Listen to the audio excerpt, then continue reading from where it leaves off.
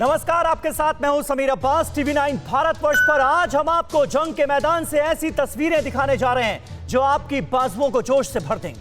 आज जब अपनी जमीन पर दुश्मन की तरफ से संकट आया तो 70-80 साल के बुजुर्गों ने भी बंदूकें उठा ली। वॉर जोन काराबाग की ये तस्वीरें देशभक्ति की नई मिसाल कायम कर रही। नरसंहार के आज 19 दिन हो रहे हैं और सेनाओं के साथ साथ स्कूलों, अस्पतालों और चर्च को भी निशाना बनाया जा रहा है। उधर भारत के दुश्मन चीन के खिलाफ फाइनल प्लान बनाने की तारीख तय हो गई। 26 से 29 अक्टूबर तक दिल्ली में होने वाली आर्मी कमांडर्स की बैठक की इनसाइड स्टोरी भी आपको दिखाएंगे। साथ ही आपको लिए चलेंगे पाकिस्तान, जहां इमरान खान के तख्ता पलट की तारीख भी अब तय हो गई है। इन तमाम खबरों पर रहेगी हमारी आज खास नजर। आपको सबसे पहले मिलवा दें हमारे तमाम खास मेहमानों से जो इस वक्त कॉन्क्लेव में हमारे साथ जुड़ चुके हैं। लेफ्टिनेंट जनरल वीके चतुर्वेदी साहब बतौर डिफेंस एक्सपर्ट हमारे साथ मौजूद हैं। रणंजय आनंद साहब आर्मेनिया इश्यू के एक्सपर्ट हैं, वो हमारे साथ लाइव कनेक्ट हो चुके हैं। प्रोफेसर राजन कुमार साहब विदेश मामलों के जानकार हैं, वो हमारे साथ मौजूद हैं। जावेद गफ्फारी साहब एक बार फिर पाकिस्तान से हमारे साथ मौजूद हैं, सीनियर सहाफी हैं, सीनियर जर्नलिस्ट हैं। और मनीष झा हमारे सहयोगी और हमारे डिफेंस करेस्पॉन्डेंट सुमित चौधरी भी हमारे साथ मौजूद हैं। लेकिन शुरुआत कर रहे हैं इस वक्त की बड़ी खबर के साथ जो आ रही है युद्ध के मैदान से। टीवी 9 भारतवर्ष पर वॉर की लेटेस्ट तस्वीरें हम आपको दिखाने जा रहे हैं। विध्वंसक हालात पर सबसे ताजा अपडेट, 19वें दिन भी काराबाग की सबसे नई तैयारी क्या है, ये आप देखिए। जंगी हालात का झकझोर कर देने वाला दृश्य इस वक्त हमारे सामने है, क्योंकि यहां पर नागोर्नो काराबाग में जो बुजुर्ग हैं उन्होंने भी हाथों में हथियार थाम लिए हैं। देखिए आप तस्वीरें, नागोर्नो काराबाग पर एक के बाद एक ताबड़तोड़ हमले हो रहे हैं और अजरबैजान ये साफ कर चुका है कि अब वो पूरा नागोर्नो काराबाग लेकर रहेगा। आर्मेनिया और अजरबैजान के बीच जंग लगातार जारी है और इस वक्त जंग के 19वें दिन वॉर की ये जो लेटेस्ट तस्वीरें नागोर्नो काराबाग से हमारे पास सामने आई हैं वो दरअसल बहुत खास हैं। नागोर्नो काराबाग के बुजुर्गों ने हाथों में उठा ली है मशीन गन। तस्वीरें आपके सामने हैं, राइफलों के साथ नागोर्नो काराबाग के बुजुर्ग अब इस जंग में कूदने के लिए तैयार नजर आ रहे हैं। तस्वीरें आपके सामने, 70 साल की उम्र, हाथ में स्नाइपर। बेहद खास तस्वीरें नागोर्नो काराबाग से, वो इलाका जो लगातार बोन ऑफ कंटेंशन बना हुआ है, झगड़े की जड़ बना हुआ है अजरबैजान और आर्मेनिया के बीच में। तो तस्वीरें आपके सामने हैं और अजरबैजान के साथ इस जंग में तुर्की खड़ा हुआ है, पाकिस्तान खड़ा हुआ है और यही वजह है खास तौर पर तुर्की की मौजूदगी ने इस जंग को और ज्यादा भीषण बना दिया है। और इसीलिए कहा यह भी जा रहा है कि इस जंग का अगर कोई सबसे बड़ा विलेन है तो वो है टर्की। और टर्की की मौजूदगी की वजह से ही अजरबैजान के हौसले इतने बुलंद नजर आ रहे हैं कि वो ताबड़तोड़ हमले कर रहा है। और कहा यह भी जा रहा है अजरबैजान की तरफ से, तुर्की की तरफ से भी यह दावा किया जा रहा है कि इस बार नागोर्नो काराबाग हम लेकर रहेंगे। पूरा नागोर्नो काराबाग अजरबैजान के कब्जे में लाया जाएगा, इस तरह के दावे फिलहाल किए जा रहे हैं। और उसी नागोर्नो काराबाग की यह तस्वीर हमने आपको दिखाई। काराबाग में अजरबैजान के खिलाफ नई क्रांति जन्म ले रही है। महायुद्ध में 90 साल तक के बुजुर्ग भी उतरे हैं, 90 साल तक के। काराबाग में आम लोगों ने आर्मी ज्वाइन कर ली है, आखिरी सांस तक जंग लड़ने की तैयारी है। 19वें दिन आर्मेनिया अजरबैजान जंग और ज्यादा भयानक होती हुई नजर आ रही है। और नागोर्नो काराबाग की ये तस्वीरें ये बताने के लिए काफी हैं कि अब इस जंग में कैसे आम लोग, आम बुजुर्ग भी कूद पड़े हैं हाथों में राइफलें लेकर। और हमारे साथ तमाम खास मेहमान मौजूद हैं। रणंजय आनंद साहब, सबसे पहले मैं आप ही के पास आऊंगा। ये तस्वीरें क्या जाहिर कर रही हैं, इन्हें कैसे एनालाइज आप करेंगे? 19वां दिन, हजारों लोगों की जान जा चुकी है और अब जो आम लोग हैं, खास तौर पर जो बुजुर्ग लोग हैं, वो भी हाथों में राइफलें लेकर जंग के मैदान में कूद गए। सभी लोगों को नमस्कार। देखिए, मैं शुरू से ही कह रहा हूं कि आर्मेनियाइयों के लिए ये लड़ाई अस्तित्व की लड़ाई है। वो अपने जमीन को बचाने की जद्दोजहद में है। उनके ऊपर आक्रमण हुआ है और उस आक्रमण को वो बेसिकली रोकने की कोशिश कर रहे हैं, क्योंकि एक छोटी सी कम्युनिटी, एक छोटी सी एथनिसिटी है आर्मेनियंस की, और उनके लिए यही एक जगह है। और ये जो लड़ाई चल रही है वो एर्दोगन की अपनी जो सनक है पैन तुर्किस्तान की, उसमें आर्मेनिया सबसे बड़ा प्रॉब्लम है उनके लिए। एक छोटी सी यही जगह है जो कि पैन तुर्किस्तान के रास्ते में रोक रहा है, रास्ते को रोक रहा है। और इस लड़ाई में जो आप देख रहे हैं, कल वहां के प्रधानमंत्री, आर्मेनिया के प्रधानमंत्री निकोल पाशिन्यान ने सीधी सी बात कही है कि ये हमारे अस्तित्व की लड़ाई है, इसमें हर किसी को बढ़ चढ़ के भाग लेना होगा। उन्होंने पूरा एक कॉल किया है अपनी पूरी कौम को और अपनी पूरी जनता को। उन्होंने कहा है कि सब लोग तैयार रहिए और ये हमारी बहुत नहीं, सही आपने याद दिलाया रणंजय आनंद साहब, बिल्कुल सही समय पर आपने इस बात का जिक्र किया है। वो ऐलान भी जरा हम अपने दर्शकों को दिखाते हैं। आर्मेनियाई पीएम का आर पार का ये ऐलान है जिसका जिक्र रणंजय आनंद साहब कर रहे हैं। आखिरी सांस तक लड़ेगा आर्मेनिया, ये कहा गया है आर्मेनियाई पीएम पाशिन्यान की तरफ से। हम अंत तक लड़ेंगे, काराबाख की आजादी तक जंग रहेगी जारी, ये कह रहे हैं आर्मेनिया के प्रधानमंत्री। और इस बयान से आप अंदाजा लगा सकते हैं कि अभी ये जंग थमने का नाम लेती हुई नजर नहीं आ रही है, बल्कि आने वाले वक्त में इसके और ज्यादा भीषण होने की आशंका है। आर्मेनियाई पीएम ने अपने लोगों से कहा है कि देश की संप्रभुता से समझौता नहीं करेंगे। अजरबैजान ने युद्ध के लिए मजबूर किया है। अजरबैजान ने युद्ध में हर सीमाएं लांघ दी हैं और इससे पहले यह दावा किया जा चुका है आर्मेनिया की तरफ से कि हमारी लड़ाई आतंकवाद से है, हमारी लड़ाई टेररिज्म से है। और अजरबैजान ने तुर्की की शय पर, पाकिस्तान की शय पर आतंकवादी उतार दिए हैं जंग के मैदान में। और अब आर्मेनिया के पीएम का यह कहना कि हम आखिरी दम तक लड़ेंगे, हर सीमा लांघ चुका है अजरबैजान और अब उसका जवाब देने के लिए आर्मेनिया तैयार है। और काराबाख में अजरबैजान के रॉकेट हमले इस बीच जारी हैं। आर्मेनियाई पोस्ट पर लगातार फायरिंग हो रही है। अजरबैजान ने स्ट्राइक और तेज कर दी है, यह भी एक अहम जानकारी इस वक्त हमारे पास आ रही है। अजरबैजान ने हर सीमा लांघी है और आर्मेनियाई पोस्ट पर लगातार फायरिंग हो रही है। इस बीच आर्मेनियाई प्रधानमंत्री ने अपने लोगों को यह ताकीद कर दी है, एक तरह से मैसेज है। और आपको थोड़ी दिनों पहले TV9 भारतवर्ष ने यह दिखाया था कि किस तरह से आर्मेनिया के जो प्रधानमंत्री हैं उनके बेटे ने भी आर्मी ज्वाइन कर ली है। और अब जो ताजा तस्वीरें आ रही हैं वो ये बयां कर रही हैं कि जो आम लोग हैं वो भी इस जंग में जुड़ते हुए नजर आ रहे हैं, क्योंकि ये अस्तित्व की लड़ाई है। जावेद गफ्फारी साहब पाकिस्तान से हमारे साथ मौजूद हैं। जावेद गफ्फारी साहब, हर कोई यह कह रहा है कि तुर्की के राष्ट्रपति एर्दोगन की सनक जो है वो इस जंग को और ज्यादा बढ़ावा दे रही है, लेकिन इस सनक के साथ आपका मुल्क क्यों खड़ा हो गया? हमारा मुल्क तुर्की के साथ तो खड़ा होगा, चीन के साथ भी खड़ा होगा और जो जो अच्छा काम करेगा उसके साथ तो खड़ा होगा। और जब हम अल्लाह खैर करे को लड़ाई लड़ेंगे तो ये मुल्क हमारे साथ भी होंगे, हमें ये भी भरोसा है। और दूसरी बात रही आर्मेनिया के अगर कब्जा छुड़वाने की कोशिश की जा रही है तो भारत को इतना प्रॉब्लम क्यों हो रहा है? भारत को भी साथ वहां पर। सॉरी गफ्फारी साहब, लड़ाई लड़ रहे हैं आप लोग वहां पर? हम लोग सपोर्ट कर रहे हैं ना। अभी जब लड़ाई की जरूरत है, जब वो मदद मांगेंगे तो सपोर्ट कैसे होता है? दहशतगर्द भेजकर सपोर्ट होता है? दहशतगर्द भेज के सपोर्ट नहीं होता समीर अब्बास। लास्ट टाइम भी हमारी बात हुई थी। अगर मैं आपको सपोर्ट करना चाहूं तो मैं आपको इखलाकी तौर पे सपोर्ट करूंगा। मैं यहाँ पे एक ट्वीट कर दूंगा, एक यूट्यूब के ऊपर वीडियो बना दूंगा कि समीर अब्बास हमारे भाई हैं, इनके साथ ज्यादती हुई है, मेहरबानी करके ये ज्यादती ना करें। मतलब जो मैं सपोर्ट कर सकता हूँ। अगर आपको अच्छा, तो मॉरल सपोर्ट कर रहे हैं आप लोग? मॉरल सपोर्ट कर रहे हैं ना? जो कहिए साफ साफ कहिए, छुपाइएगा नहीं, क्योंकि छुपने वाला कुछ है नहीं यहाँ पर। गफ्फारी साहब मॉरल सपोर्ट कर रहे हैं ना? फिर जनरल बाजवा क्यों पहुंच रहे हैं अजरबैजान? मॉरल सपोर्ट कर रहे हैं। अब जनरल बाजवा खुद जाके लड़ेंगे थोड़ी। अगर वो जाएंगे तो हो सकता है उनको जाके कोई बात ही करेंगे ना। अगर हम उनको कोई समझा सकते हैं और अगर ये जंग टल जाती है तो आपको कोई प्रॉब्लम है? आपको तो खुश होना चाहिए। अच्छा, जनरल तो बाजवा जंग टालने की कोशिश करने जा रहे हैं जनरल बाजवा? आपके जो दहशतगर्द हैं वो हाथों में हथियार लेकर अजरबैजान के समर्थन में वहां पर उतरे हुए हैं, लोगों को भड़काने का काम किया जा रहा है, इस आग में और घी डाल रहे हैं, और आप कह रहे हैं आप शांति चाहते हैं।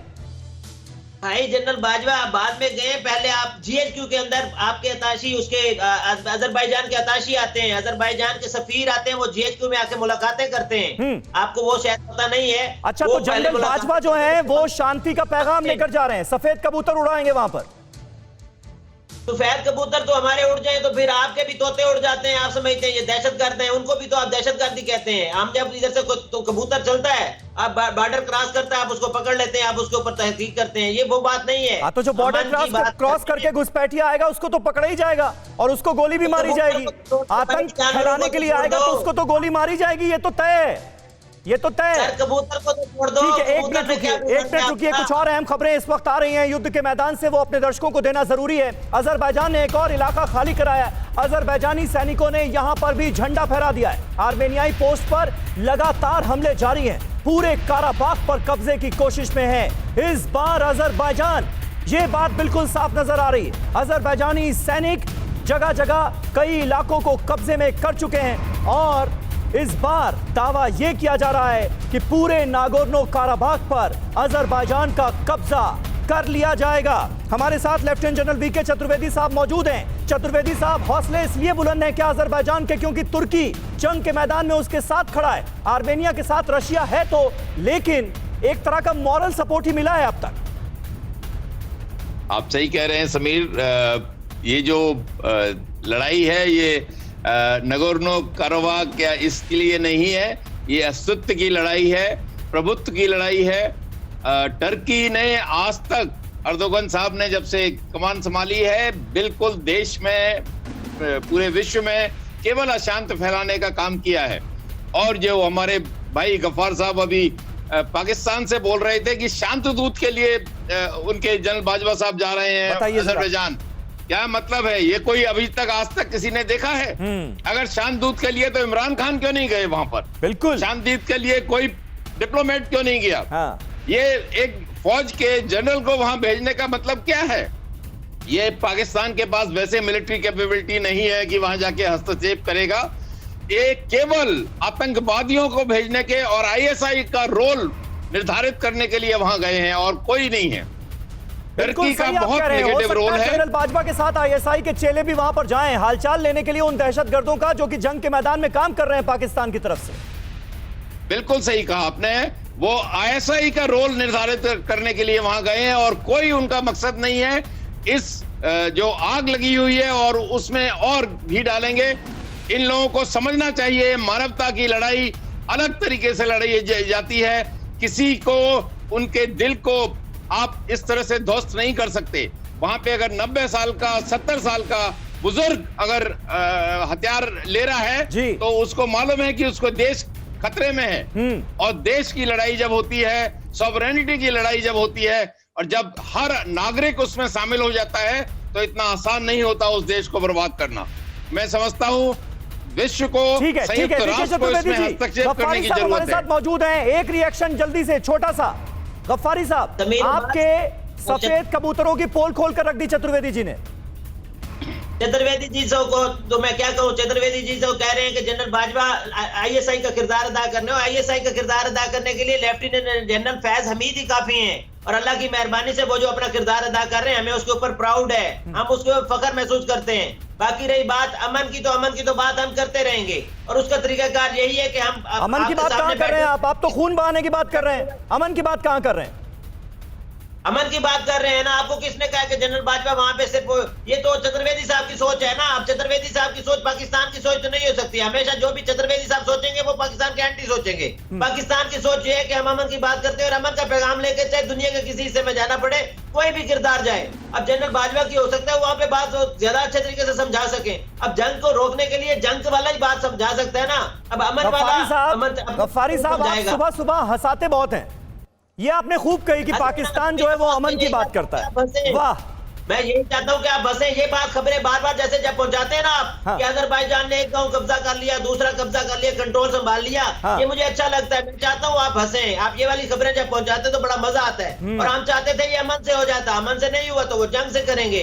अब इसी तरह हम इंशाल्लाह कश्मीर, मकबूजा कश्मीर को भी छुड़वाएंगे और वो भी इसी तरह हम लोग जब ट्राई का बन जाएगा ना मुकम्मल चलिए ठीक है, जब मजाक का सिलसिला आपने शुरू ही कर दिया है, सफेद कबूतर उड़ाने जा रहे हैं आपके जनरल बाजवा अजरबैजान में, और उसके बाद आप कश्मीर भी ले लेंगे, मतलब ये तो आपने मजाक की इंतहा कर दिया।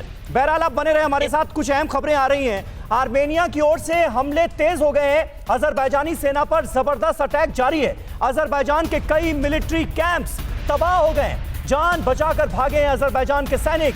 अजरबैजानी सेना के कैंप पर भीषण बमबारी हुई है, और ये जो हम कह रहे हैं इसका बाकायदा एक वीडियो सामने आया है जिसमें हमले के बाद अजरबैजान के सैनिक जान बचाकर भागते हुए नजर आ रहे हैं। ये देखिए, यही वो वीडियो है जिसका मैं जिक्र कर रहा था। TV9 भारतवर्ष पर ये एक्सक्लूसिव तस्वीरें आप देख रहे हैं, कैसे जबरदस्त हमला होता है और उसके बाद अजरबैजान के सैनिक, मुमकिन है काफी संख्या में इसमें उनकी जान भी गई होगी, और उसके बाद जो बाकी सैनिक वहां पर मौजूद थे वो जान बचाकर भागते हुए नजर आए। तो जो वॉर जोन से वीडियो सामने आ रहे हैं वो बहुत भयानक हैं, वो बहुत भयानक हैं। तस्वीरें आपके सामने। वहीं सीज फायर के बाद फिर रिहायशी इलाकों पर अटैक हुआ है। महायुद्ध में अब तक 38,000 से ज्यादा लोगों की मौत हो गई है। 2 दिन से युद्ध में फिर सारे नियम कायदे ताक पर रख दिए गए हैं, ऐसा लग रहा है। काराबाख में स्कूल और अस्पतालों पर भी हमले हुए हैं। सबसे ज्यादा दुर्भाग्यपूर्ण खबर यह कि स्कूल और अस्पतालों को भी अब निशाना बनाया जा रहा है। मानवता तार तार की जा रही है इस युद्ध में हर रोज। रनंजय आनंद साहब हमारे साथ मौजूद हैं। रनंजय आनंद साहब, सबसे दुखद बात यही है कि इस युद्ध में तमाम अंतर्राष्ट्रीय नियम कायदों को ऐसा लग रहा है कि ताक पर रख दिया गया है। जिनेवा कन्वेंशन को ताक पर रख दिया गया है और जमकर सिविलियन इलाकों को तो टारगेट किया ही जा रहा है। अब स्कूल और अस्पताल भी निशाना बनाए जा रहे हैं। जी समीर जी, आप बिल्कुल सही बता रहे हैं। कल जो है डबल शेलिंग हुई है एक अस्पताल पे काराबाख के, और काफी स्कूल पे अटैक हुआ है और काफी सारे बच्चे घायल हुए हैं, कुछ लोगों की जान भी गई है, कुछ बच्चों की। और इस तरह से आप जब देखेंगे, जब ये सीज फायर हुआ था तो सीज फायर वो ह्यूमैनिटेरियन सीज फायर कहा गया था, लेकिन ह्यूमैनिटेरियन सीज फायर 5 मिनट का रहा, जिसमें कि इन लोगों को अपने लाशों से कोई मतलब नहीं है, क्योंकि जो उनके जो फ्रंट लाइन पे लड़ रहे हैं वो सारे के सारे आतंकी हैं, उनको उनके बॉडी से कोई मतलब नहीं है। लेकिन अर्मेनियाई जो लड़ रहे हैं उनको अपने हर देशभक्त का एक एक बॉडी उनके लिए इंपॉर्टेंट है। तो यहाँ और अभी आपने कहा कि उन्होंने एक और सिटी पे फतह कर लिया है, झंडा लटका दिया है, ये उनका एक नया जॉब है। वो करते क्या है, वो वीडियो शूट करते हैं धड़ाधड़ और फिर वहां से भागते हैं कि हमने ये कब्जा कर लिया, ये कब्जा कर लिया। यही हादरूत की बात हो रही थी कि हादरूत जो उन्होंने, जब सीज फायर के दिन की बात है, वो जब वहां के प्रेसिडेंट अलियेव ने अनाउंस कर दिया था कि हादरूत हमने कब्जे में ले लिया है, झंडा फहरा दिया है, और वही हादरूत पे इतनी लड़ाई हुई उन लोगों को, उसके बाद वहां पे उनको कोई कब्जा ही नहीं था उनका। ठीक है, यानी और ये होता है जब 2 देशों में जंग होती है तो अपनी अपनी तरफ से दावे बड़े बड़े किए जाते हैं। हमारे साथ प्रोफेसर राजन कुमार मौजूद हैं। प्रोफेसर राजन कुमार, तुर्की तो मौजूद है ही, पाकिस्तान की भी मौजूदगी प्रॉक्सी तरीके से मानी जा सकती है, लेकिन रशिया क्या आर्मेनिया के साथ अब खुलकर आने के मूड में आपको नजर आ रहा है? क्योंकि यह भी कहा गया कि रशिया शांति सेना वहां पर भेजेगा। देखिए, आप पहले इस चीज को समझ लें समीर कि रशिया खुल के क्यों नहीं आ रहा है। रशिया एक तो उनका जो मिन्स्क ग्रुप है, मीडिएटिंग जो ऑर्गेनाइजेशन है, उसमें का मेंबर है, और अगर आप खुल के किसी पक्ष में आते हैं जैसे कि टर्की और पाकिस्तान कर रहा है, तो खुल के अगर आएंगे तो आपको मीडिएशन का जो ग्रुप होता है उसमें शामिल नहीं किया जाएगा। और आप देखेंगे, कल की खबर अगर देखेंगे तो रशिया ने टर्की के मेंबरशिप मिन्स्क ग्रुप में, टर्की चाहता है कि वो जाए, लेकिन उसको इसलिए मना कर दिया क्योंकि आपने ओपनली अजरबैजान को सपोर्ट किया है। तो टर्की को कभी भी मिन्स्क ग्रुप में नहीं लिया जा सकता, उनको मिन्स्क +1 या किसी दूसरे फॉर्मेट में जरूर बुलाया जा सकता है। लेकिन मैं बता दूं कि हमारे जो पाकिस्तानी पैनलिस्ट इस ढंग की पॉलिसी सपोर्ट कर रहे हैं, उनको समझना चाहिए कि अगर भारत भी इस ढंग की पॉलिसी फॉलो करता है तो पाकिस्तान ऑक्युपाइड कश्मीर और गिलगित और बल्तिस्तान भारत के पास होगा। तो मुझे लगता है कि पाकिस्तान के जो पैनलिस्ट हैं उनको, और पाकिस्तान के जो पॉलिसी मेकर्स हैं, उनको समझना पड़ेगा कि कोई भी अगर कॉन्फ्लिक्ट होता है तो उसका निदान शांतिपूर्ण तरीके से होना चाहिए। यह नहीं कि धर्म की राजनीति करते हुए आप एक साइड को सपोर्ट करते हैं और कॉन्फ्लिक्ट को बढ़ावा देते हैं। नहीं, यही तो लगता है ना, पाकिस्तान में बैठे लोगों को सिर्फ धर्म ही नजर आता है। सिर्फ रिलीजन नजर आता है, सिर्फ मजहब नजर आता है। जहां देखा मजहब इस्लाम, वहां पर कूद पड़े जंग में, बिना सोचे समझे कि इसका अंजाम क्या होगा। गफ्फारी साहब, यही है ना आपकी हकीकत? समीर अब्बास, अगर यही हकीकत होती तो मुसलमान पाकिस्तान से डबल बैठे हुए हैं इंडिया के अंदर, हम उनको आजाद करवाने की बात करते। अगर यही हकीकत होती तो वहां पे ये टेंशन ना होती। आपके जो चुगे वाले लोग घुस जाते हैं तलवारों समेत और जाके मुसलमानों का कत्ल करते हैं, हम उनको बचाते, हम मकबूजा कश्मीर को बचाते। और अरे उधर ये किसी झूठा तरह प्रोपेगेंडा आपका बहुत पुराना हो गया गफ्फारी साहब। कब तक ये राग अलापते रहेंगे आप? अभी तो पीओके की बात कीजिए, वहां पर आजादी की आवाज बुलंद हो रही है। कश्मीर पर बात करना चाहते हैं ना आप? होगी पीओके पर बात आपसे, पीओके पर बात होगी आपसे। जो अवैध कब्जा आप लोगों ने जमा रखा है बलूचिस्तान में, बाल्टिस्तान में, सब पर बात करने के लिए तैयार हैं हम। बलोचिस्तान के अंदर अल्हम्दुलिल्लाह जितना अमन है, मैं चाहता हूं कि आपके इंडिया में कहीं आता शायद, यहाँ पे आप आजाद गुजार सकते जिंदगी। आप अभी आप कमेंट्री कर रहे थे ना, अजरबैजान के अंदर यहाँ पे कंट्रोल संभाल लिया, यहाँ पे कंट्रोल, यहाँ पे दहशतगर्दी, यहाँ पे धमाके, यही कवरेज आप मकबूजा कश्मीर की दिखाएं ना। जिस शांति का जिक्र कर रहे हैं ना आप, पीओके की जिस शांति का हर रोज दिखाते हैं हम टेलीविजन पर, कितनी शांति है नजर आ रही है वो वहां पर, क्या जुल्म सितम हो रहा है वो भी नजर आ रहा है। बने रहिए आप हमारे साथ, झूठ का पिटारा खोल देते हैं आप जब आपके पास आता हूं तब। महायुद्ध में आज हो सकती है रूस की सीधी एंट्री, इसका हम जिक्र कर रहे थे रशिया की एंट्री का। आर्मेनिया जाने के लिए रूस की सेना तैयार नजर आ रही है। आर्मेनिया अजरबैजान पर शांति अपील बेअसर रही है। अब आर्मेनिया के लिए जंग लड़ेगा रूस। रूसी विदेश मंत्री ने कहा है कि अभी अजरबैजानी हमलों की जांच चल रही है, अगर आर्मेनिया की मेन लैंड पर हमला हुआ तो हमें समझौते के मुताबिक जंग में कूदना पड़ेगा, ये कह दिया गया है। मनीष झा हमारे साथ मौजूद हैं। मनीष, ये जो स्टेटमेंट आया है कि अगर आर्मेनिया पर डायरेक्ट अटैक हुआ तो रशिया भी इस जंग में कूद पड़ेगा, ये लड़ाई किधर जाती हुई नजर आ रही है? देखिए समीर, जब तक ये लड़ाई नागोर्नो काराबाख इलाके को लेकर थी तब तक तो रूस की भूमिका मध्यस्थता की थी, चाहे वो इंडिविजुअल स्तर पर हो या फिर मिन्स्क ग्रुप के सदस्य के तौर पर हो। लेकिन जैसा कि आर्मेनिया और रूस के बीच समझौता भी है, और अगर अजरबैजान या फिर कहें कि टर्की की सेना आर्मेनिया के मेन लैंड पर हमला करती है, जिसकी सूचना अब लगातार आ रही है, जिसका दावा लगातार आर्मेनिया के प्रधानमंत्री कर रहे हैं, ऐसी स्थिति में रूस के लिए यह मजबूरी होगी कि रूस की सेना फिर सीधे सीधे इस लड़ाई में हिस्सा ले और फिर वो टर्की से मुकाबला करे, क्योंकि यह लड़ाई केवल अजरबैजान और आर्मेनिया की नहीं है, यह लड़ाई टर्की की है। और अगर टर्की आर्मेनिया पर हमला करता है तो रूस का यह कर्तव्य भी बनता है, और निश्चित तौर पर अगर रूस की इसमें एंट्री होती है तो फिर यह लड़ाई और ज्यादा भयावह होगी। लेकिन फिर वही बात है कि रूस अगर इसमें घुसता है तो फिर टर्की के प्रेसिडेंट को उसकी सनक की कीमत भी फिर चुकानी पड़ सकती है। बिल्कुल चुकानी पड़ सकती है। हमारे डिफेंस करेस्पॉन्डेंट सुमित चौधरी भी हमारे साथ मौजूद हैं। सुमित, इस सिचुएशन को आप कैसे एनालाइज करेंगे? क्या मानते हैं आप, क्या रशिया और टर्की में आने वाले वक्त में सीधी भिड़ंत संभव है क्या?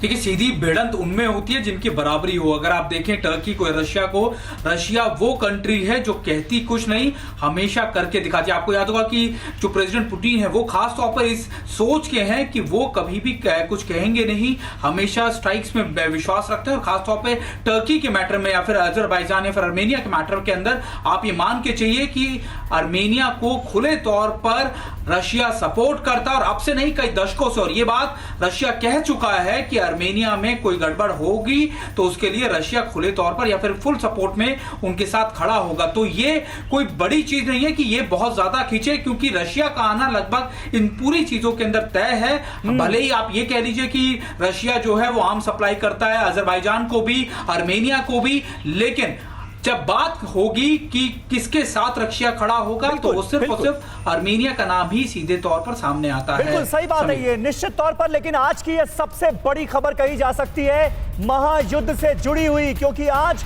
हो सकती है रूस की सीधी एंट्री। आर्मेनिया जाने के लिए रूस की सेना तैयार है। आर्मेनिया अजरबैजान पर शांति अपील बेअसर रही है और अब रशिया इसके चलते बड़ा कदम उठा सकता है। अब आर्मेनिया के लिए जंग लड़ सकता है रूस। रूसी विदेश मंत्री ने कहा है कि अभी अजरबैजानी हमलों की जांच चल रही है, अगर आर्मेनिया की मेन लैंड पर हमला हुआ तो हमें समझौते के मुताबिक जंग में कूदना पड़ेगा, जंग के मैदान में उतरना पड़ेगा, यह साफ तौर पर कह दिया गया है। और अजरबैजान का रुख आप देखिए, लगातार ताबड़तोड़ हमले तो जारी हैं ही। ऐसे में आने वाले वक्त में क्या रशिया की सीधी एंट्री होने जा रही है इस जंग के मैदान में, यह बड़ा सवाल है। रूस की एंट्री के बाद आर्मेनियाई पीएम का बयान सामने आया है और उन्होंने कहा है कि रूस ने दोस्ती का पूरा फर्ज निभाया।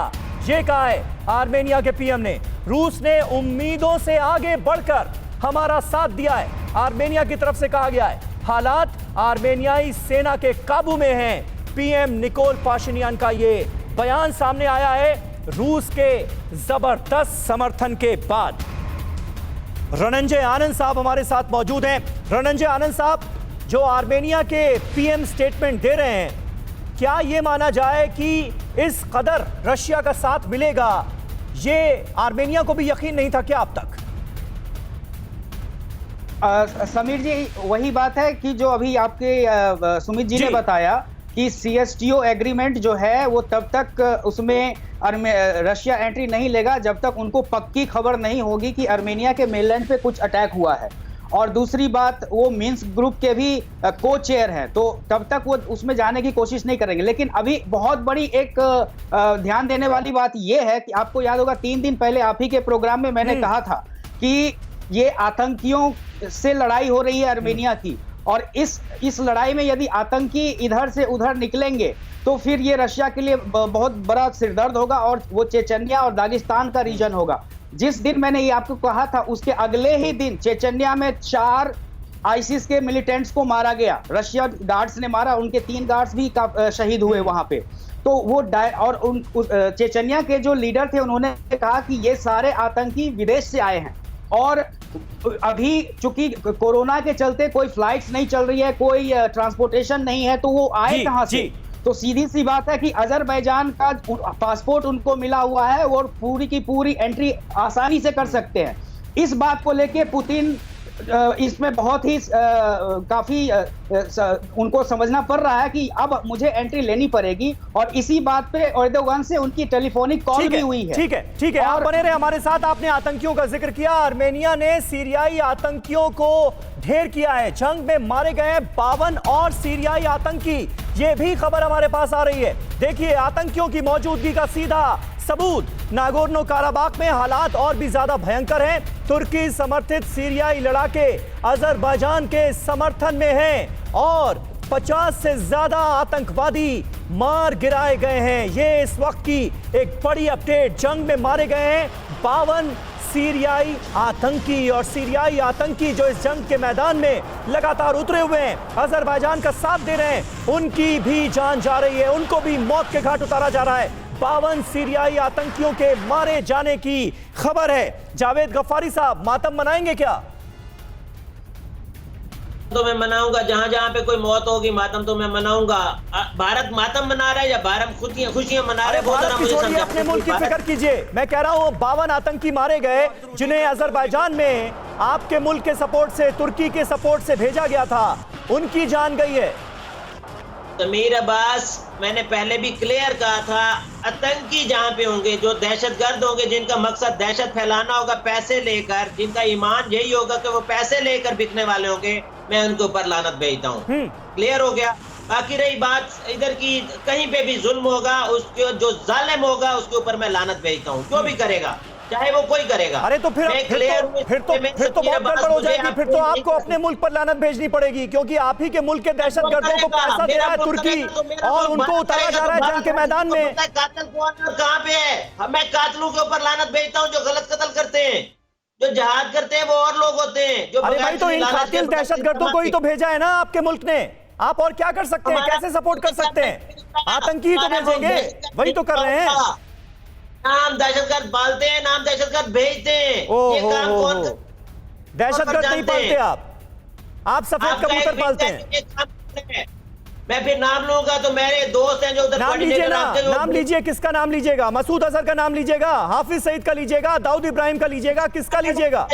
अभी गिनाना शुरू करूंगा तो पूरा शो खत्म हो जाएगा इसी में। जो दरअसल दहशत करते हैं, मैं जब उनके नाम लूंगा आप बर्दाश्त नहीं कर सकेंगे। अच्छा समीर अब्बास, आपको कोई नोटिस आ जाएगा, फिर ना कहिएगा कि आपके टीवी पर आपने तो बर्दाश्त कर लिया ना, आपने तो बर्दाश्त कर लिया ना, इतने सालों से अपनी सरजमीन पर इतने आतंकियों को बर्दाश्त कर रहे हैं, आपकी बर्दाश्त की सीमा तो बहुत है।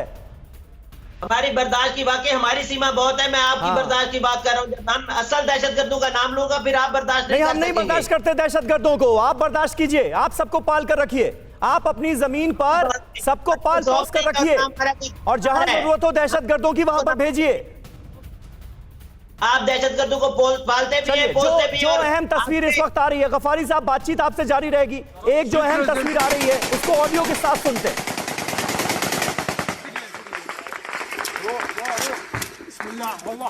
لا انتبه قدامك، انتبه كويس، طالع قدام.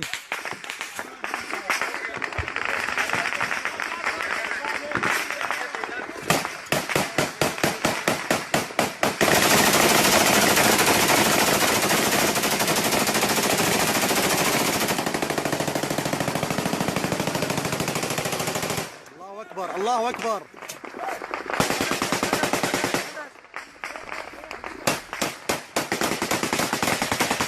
ये देखिए टीवी 9 भारतवर्ष पर ये एक्सक्लूसिव तस्वीरें हमने दिखाई, सीरियाई लड़ाकों की, आतंकियों की मौजूदगी का सबूत आपके सामने है। किस तरह से सीरिया से आए हुए लड़ाके आतंकी अजरबैजान के साथ जंग के मैदान में उतरे हुए नागोर्नो काराबाख में, उसकी ये तस्वीरें थी। और एक और बड़ी खबर, अजरबैजान जंग पर अमेरिकी चेतावनी, जंग से दूरी बनाकर रखे तुर्की, ये कहा है माइक पोम्पियो ने, अमेरिकी विदेश मंत्री हैं। युद्ध में तुर्की के रुख से अमेरिका भी नाराज है। तुर्की युद्ध में अजरबैजान की मदद कर रहा है, अजरबैजान को तुर्की ने बढ़ाई है हथियारों की बिक्री, लगातार हथियारों की सप्लाई जारी है तुर्की की तरफ से अजरबैजान को, यानी आग में घी डालने का काम जो तुर्की की तरफ से किया जा रहा है, उसके चलते निशाने पर तुर्की को लिया है अमेरिका ने भी। लेफ्टिनेंट जनरल वीके चतुर्वेदी साहब, अमेरिका के इस रुख पर आप क्या कहेंगे और क्या अमेरिका की इस चेतावनी का कोई असर टर्की पर पड़ेगा? जरूर पड़ेगा। टर्की को समझ में आएगा कि अब वो अकेला पड़ रहा है और उसको डायरेक्टली युद्ध में आने की कोई वो समझ में आ जाएगा कि अगर मैं डायरेक्टली गया तो बहुत परिणाम बहुत खतरनाक होंगे। रशिया ने भी कहा है कि अगर आर्मीनिया के ऊपर तुर्की किया तो उनकी सेनाएं आएंगी। तो ये एक बहुत ही सही चेतावनी है। टर्की को समझना चाहिए कि अगर यहाँ पर युद्ध में उसने हस्तक्षेप किया तो बहुत भयानक परिणाम उसके देश के लिए होंगे। बिल्कुल प्रोफेसर राजन कुमार, लेकिन टर्की समझेगा क्या, एर्दोगन समझेंगे क्या? आज की तारीख में रशिया की तरफ से जो स्टेटमेंट आ रहा है, अमेरिका की तरफ से जो स्टेटमेंट आ रहा है, तुर्की मानने को तो तैयार है नहीं कुछ। प्रोफेसर राजन कुमार, तक टर्की की मैं बात करूं तो टर्की क्यों अभी वहां पे एक तरह से रीजनल इन्फ्लुएंस बढ़ाने की कोशिश कर रहा है, तो उसके कई कारण है। एक तो उनकी इकोनॉमी की हालत खराब है। अर्दोगन को लगता है कि यह एक तरीका है जिससे कि उनका जो इंटरनल डिसेंट है उसको दबाया जा सकता है। फिर टर्की को यह समझना चाहिए कि टर्की का अपना प्रॉब्लम है, वहां पे जो कुर्द का जो प्रॉब्लम है, कर्दिश जो एथनिसिटी वाले डिमांड करते हैं, तो अगर टर्की नहीं माना इस चीज को तो सारे कंट्रीज अमेरिका से लेकर रशिया तक कर्दिश जो उनका जो अपना प्रॉब्लम है उसको सपोर्ट करना शुरू करेंगे और टर्की खुद खतरे में आ जाएगा। लेकिन मुझे लगता है कि चूंकि पॉलिटिकल जब आपका एम्बिशन इतना हाई होता है जैसा कि अर्दोगन का है अभी, तो उसमें वो ये समझ रहे हैं कि वो रीजनल इन्फ्लुएंस वहां पे कर सकते हैं। लेकिन और एक दूसरा कारण है जिसके कारण से टर्की अभी थोड़ा रीजनल उनका इन्फ्लुएंस ज्यादा हो गया है, वो है कि अभी जो ब्रेक्सिट हुआ है, यूरोपियन यूनियन में जो क्राइसिस है, उसके अलावा जो एक वर्ल्ड ऑर्डर, एक लिबरल वर्ल्ड ऑर्डर था, वो कहीं ना कहीं वो टूटता नजर आ रहा है। तो इन कारणों से टर्की को लगता है कि अभी सही वक्त है वहां पे इंटरफेयर करने का, क्योंकि रशिया भी बेलारूस में, यूक्रेन में और दूसरे रीजन सीरिया में फंसा हुआ है। तो उनको लगता है कि अगर वो अजरबैजान को सपोर्ट करेंगे तो वो अपना रीजनल इन्फ्लुएंस वहां पे बना पाएंगे, और इसी कारण से अभी टर्की थोड़ा सा निर्भीक दिख रहा है। लेकिन टर्की में समस्या आ जाएगी अगर वो अगर नहीं सुधरते हैं और अगर इस ढंग का सपोर्ट अजरबैजान को करते रहे तो। बिल्कुल बिल्कुल बिल्कुल राजन कुमार साहब, आप बने रहे हमारे साथ। और इस बार रूस की एंट्री की खबर के बाद एक और बड़ी खबर, जंग पर अजरबैजान के राष्ट्रपति का बड़ा बयान, आर्मेनिया तोड़ रहा है युद्ध विराम समझौता, ये कहा है अजरबैजान ने, हम जानबूझकर आम लोगों पर हमला नहीं कर रहे हैं। ये बयान सामने आया है रूस की सीधी एंट्री के बाद। अजरबैजान का रिहायशी इलाकों में आर्मेनिया रख रहा है हथियार, यानी कहीं ना कहीं जिस तरह से सिविलियन इलाकों को निशाना बनाया गया उसे जस्टिफाई करने की कोशिश अजरबैजान की तरफ से। जंग में तुर्की आर्मी के शामिल होने की बात को खारिज किया गया है। तो दो बड़ी ब्रेकिंग न्यूज इस वक्त आपके सामने। एक तो रूस की सीधी एंट्री की खबर और रूस ने सीधे चेता दिया है कि संभल जाए तुर्की और संभल जाए अजरबैजान।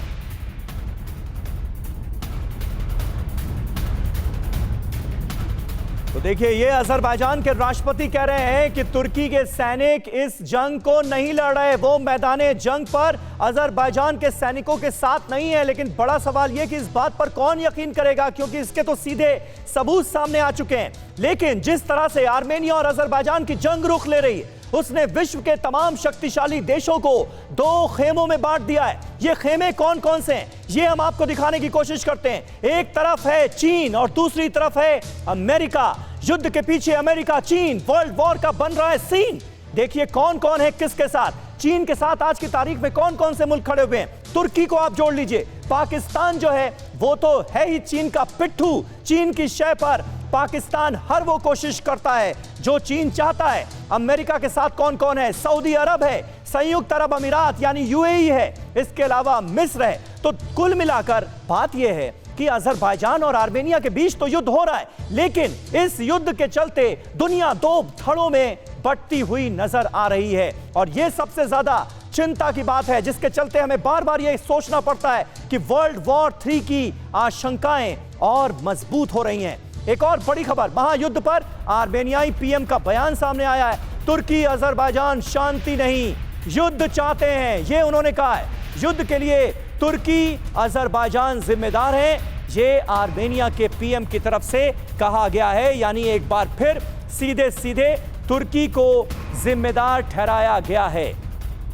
हमारे साथ तमाम खास मेहमान मौजूद हैं। गफ्फारी साहब लगातार पाकिस्तान से हमारे साथ बने हुए हैं। गफ्फारी साहब, अब यह बात पूरी दुनिया मान रही है कि इस जंग का सबसे बड़ा विलेन अगर कोई है तो वो है टर्की, मानते हैं आप? सबसे बड़ा समझदार है तो वो है टर्की। और आपने कहा कि चीन का मैं पिट्ठू हूँ, पाकिस्तान चीन का पिट्ठू नहीं है, पाकिस्तान चीन का भाई है। अच्छा। इंडिया कौन है वो बताएं, इंडिया किसके साथ अच्छा ताल्लुक है वो बताएं, वो आप नहीं बता रहे। सऊदी अरेबिया का आपने नाम ले लिया, इसका पाकिस्तान का नाम ले लिया, तुर्की का ले लिया, सबका ले लिया, इंडिया का बताएं। वो आर्मेनिया के साथ है, अजरबैजान के साथ है, वो अमन के साथ है, वो जंग के साथ है। अगर वो जंग नहीं चाहता था, अमन चाहता था, तो आप लोगों ने नरेंद्र मोदी को भेज दिया कि वो जाके अमन करवा के आए।